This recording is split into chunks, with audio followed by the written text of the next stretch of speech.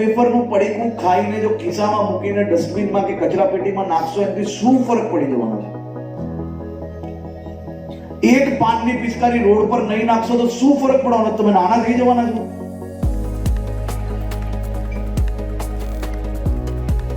મારી આપ સૌને વિનંતી છે કે જો ખરેખર તમને એવું લાગતું હોય કે આપણે લોકોએ કંઈક બદલાવ લાવવો છે તો સૌથી પહેલો બદલાવ આપણી અંદર લાવવો છે. અને બદલાવ લાવવા માટે તમે સૌ લોકો સક્ષમ છો અને મને વિશ્વાસ છે કે તમે જો એ દિશામાં વિચારશો તો જરૂરથી એક ખૂબ મોટો બદલાવ આપણે લોકો લાવી શકશો. આજે હું ટીમ વડોદરાને અભિનંદન તો આપું જ છું, સાથે સાથે હું આપને આજે એક ચેલેન્જ આપવા માંગુ છું. અને અહીંયા બેઠેલા લોકો એકબીજા જોડે મજબૂતાઈથી હાથ પકડીને આ ચેલેન્જને સ્વીકારે અને આ શહેરના લોકો માટે ચેલેન્જની દિશામાં આગળ વધે. હું ચેલેન્જ આપવા આવ્યો છું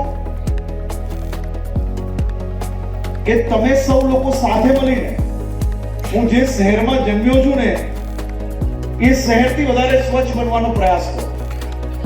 હું જે શહેરમાં રાત દિવસ કામ કરું છું એવા અમદાવાદથી વધારે સ્વચ્છતામાં નંબર લાવવાનો પ્રયાસ કરો. અને વડોદરા શહેર એક સાથે મળીને નંબર 1 પરમાનન્ટ બની શકે એટલી કેપેસિટી તમારામાં છે.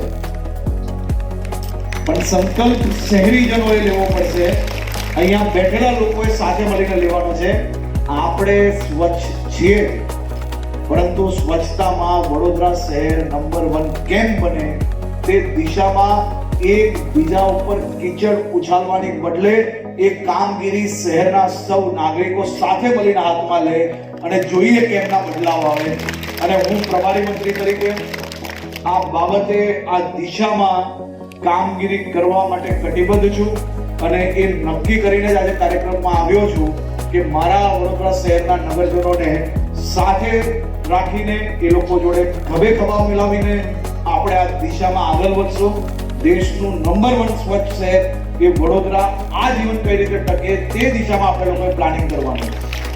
ગાળો સાંભળે, ઘરે કામ ટાઈમે કરે નહીં અને જે સોસાયટીનું ખભે ઉચકીને ફરે એવાને આપણે થકવાડી નાખવો કે એવાને બચાવી લેવો એ નક્કી કરવાની જવાબદારી આપણી છે.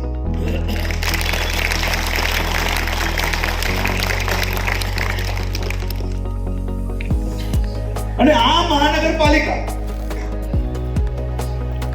એને અભિનંદન કેમ આપવા પડે હવે હું આપને કહેવા માંગુ છું.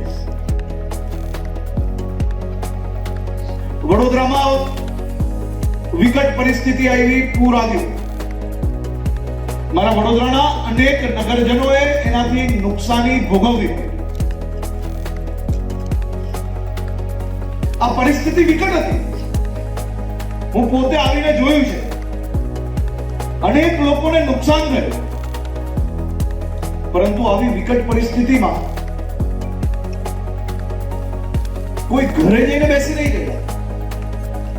આવી વિકટ પરિસ્થિતિમાં આ મુશ્કેલીઓનો સામનો કરીને ભવિષ્યની અંદર કઈ રીતે આખી વ્યવસ્થાઓ ઊભી થાય તે દિશામાં આ મહાનગરપાલિકા અને એમના એક કર્મચારીઓએ રાત દિવસ મહેનત કરી.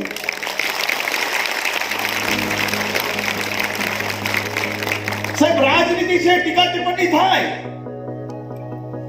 ચૂંટાયેલા પ્રતિનિધિઓ જ્યારે સ્ટેજ પર બેસે છે તો એને ગાલ સાંભળવી પડે, એમાં કશું જ ખોટું નથી. જેને જે કેવું હોય આ છૂટ હોય, પરંતુ ટીકા ટિપ્પણી કરવા માટે જે સ્ટેજ પર બેઠેલા લોકો છે અને જેને સામને કરવી છે આ બધા જ લોકો રાજનીતિ જોડે જોડાયેલા છે. પણ તમે તમારી ટીકા ટિપ્પણીઓ કરતા જે આપણા સ્વચ્છતા કર્મીઓ તક પહોંચી જવું, જેને કઈ જ લેવા દેવા નથી ભાઈ, જે 18 કલાક કામ કરીને આપણું વડોદરાને સાફ કરવાનો પ્રયત્ન કરે છે, એવાને કેના માટે ભોગ બનાવવો?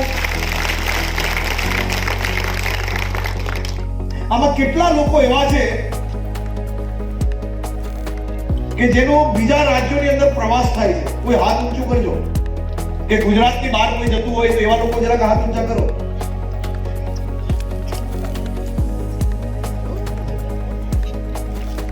તમને લોકોને તમારે કઈ કહેવાની જરૂર જ નથી.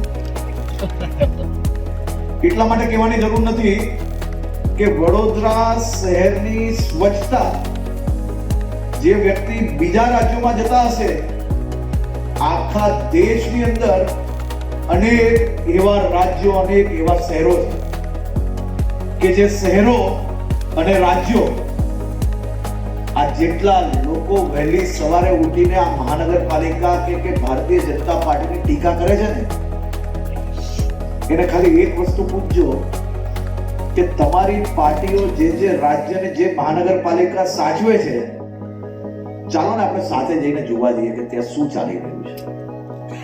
પૂછાય કે ના પૂછાય? એટલું તમે બધા જાગૃત લોકો છો કે નહીં?